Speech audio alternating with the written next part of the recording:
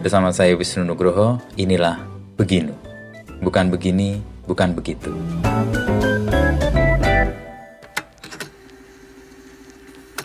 Halo pendengar setia Beginu.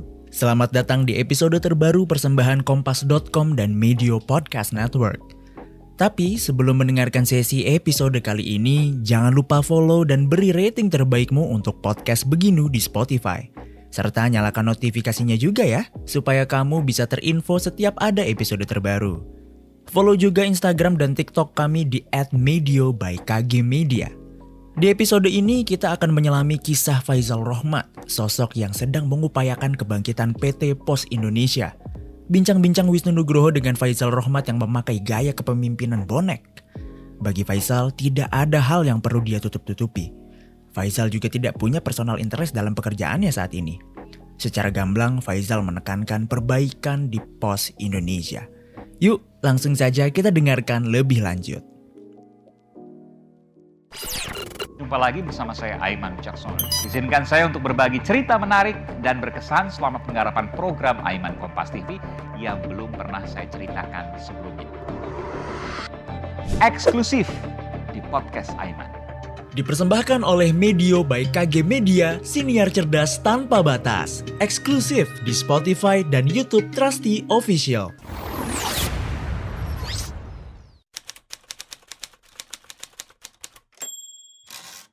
Ngomong-ngomong DNA ini, saya mau ngomong soal DNA-nya Mas Faizal nih. Lahir di Blitar ya? Ya. Lalu kemudian sekolah di Surabaya, lalu ambil S2, lalu S3 ambil filsafat lagi kan. Bisa cerita nggak Mas, perjalanan itu kemudian lari ke PT Pos ini? Ya terus terang aja saya besar di Jawa Timur lah ya. Jawa Timur, Jawa Timuran ini ya? Jawa Timuran. Berani dak gitu biasanya. Gaya wong Jawa Timur yang egaliter gitu ya. What you see, what you get. Yes. Ya betul. Ya, jadi mungkin itu yang karakter Jawa Timur itu yang mempengaruhi mungkin gaya leadership saya. Oke, cara berkomunikasi juga. Berkomunikasi, gaya leadership saya sangat kental dengan gaya Timuran. Bonek gitu kan. Bonek. Bondo nekat gitu. Jadi dan saya suka outdoor activities kan gitu ya. Oke. Saya lihat juga lari, sepedaan. Iya, renang. Iya. Okay. Saya juga ikut triathlon tiap tahun sebelum pandemi gitu ya. Jadi saya memang suka outdoor dan itulah yang membuat mempengaruhi gaya kepemimpinan saya gitu. Jadi sejak muda itu olahraga itu? Kenapa? Mas Faizal, sejak muda atau Iya, saya senang olahraga sejak muda, tapi saya bukan atlet lah gitu. Bukan senang melakukan olahraga, aktivitas dan outdoor, saya senang. Jadi makanya kenapa ya saya ikut pramuka dulu, ikut PMI kan, Palang Merah Indonesia. Mulai dari SMP itu PMR, KSR gitu kan. Itu saya senang yang gitu-gitu, organisasi gitu ya. Dan mahasiswa saya ketua air modeling. Oh, air modeling. Ya, karena saya seneng ngulik gitu ya, pesawat apa gitu ya. Jadi itu mempengaruhi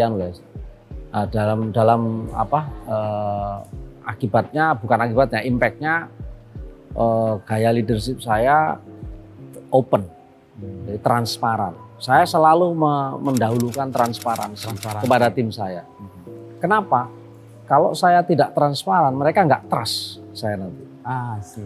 Jadi saya membangun trust itu melalui transparansi. Jadi kalau di Radir misalkan ya saya katakan data saya sebut brutal fact. Saya sampaikan ini loh datanya, ini loh angkanya. Terbuka untuk melihat. Terimalah ini. Sejelek apapun wajah kita, terima. Ini datanya. Seperti ini.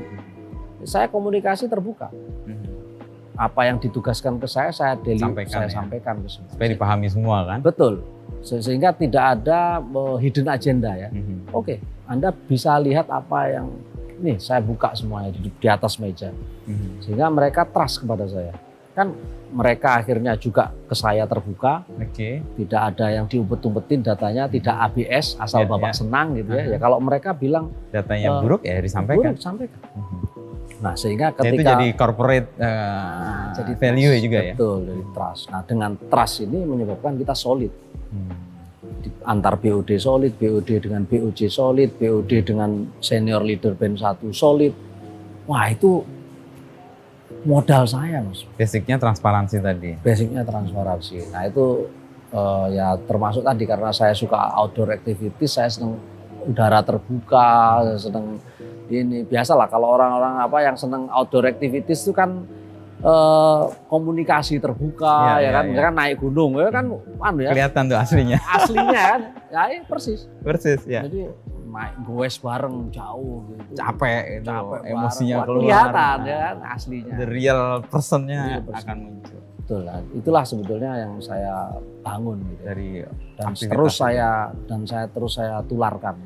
Jadi udah kita sekarang bekerja ini ya for the sake of this company gitu, tidak ada lain.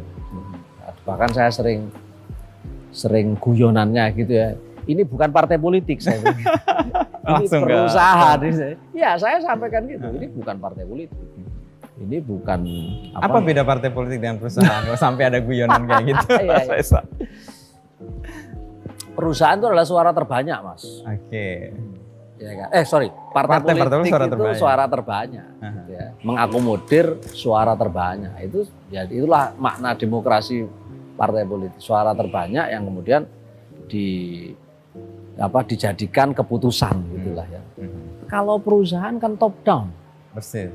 Pemegang saham ada yang punya ini. Direktif ya. Direktif. Yang punya mau.